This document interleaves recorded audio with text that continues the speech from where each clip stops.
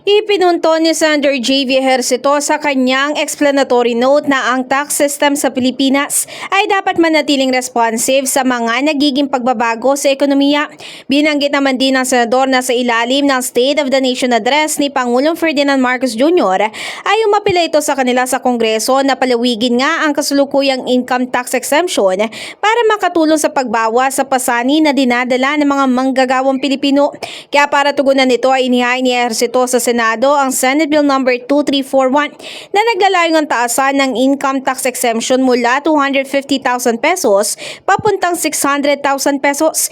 Ibig sabihin kung may isa sa batas ito ay magiging tax-free na ang mga manggagawang sumisweldo ng tig 50,000 pesos kada buwan. Ang ating proposed bill, ang Senate Bill No. 2421, ay para sa makabayan nating marangal na nagtatrabaho, nagbabayad ng buwis at nag-aambag sa ekonomiya sa kabila ng mataas na presyo ng mga bilihin. Sila ang tunay na gulugod ng ating ekonomiya.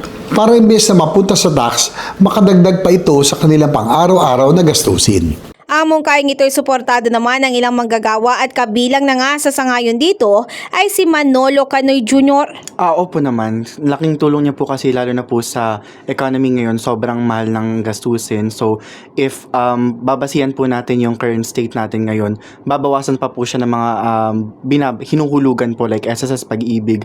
Ang laking bagay po talaga, ang laking tulong po talaga kung malilesen pa yung tax. Ngayon kasi, ang nangyayari sa atin, yung savings tuloy, yung ginigipit natin para lang makasurvive. So yun, parang kung malilesen yung tax, hindi na parang malilesen yung pag-survival mode natin. Maalala maliban nga kay Ejercito ay naghain din ng ilan pang senador ng kani-kanilang bersyon kung paano nga ba mabibigyan ng disenteng take-home pay ang mga manggagawang Pilipino. At kabilang na nga sa mga senador na nagsihain ng kanilang mga bersyon ay sina Senadora Loren Legarda, Senator Kiko Pangilinan at maging si SP Pro Tempore Tito Soto. In the heart of changing lives, ako si Brigada Ann Cortas ng 105.1 Brigada News FM Manila, the Music News Authority.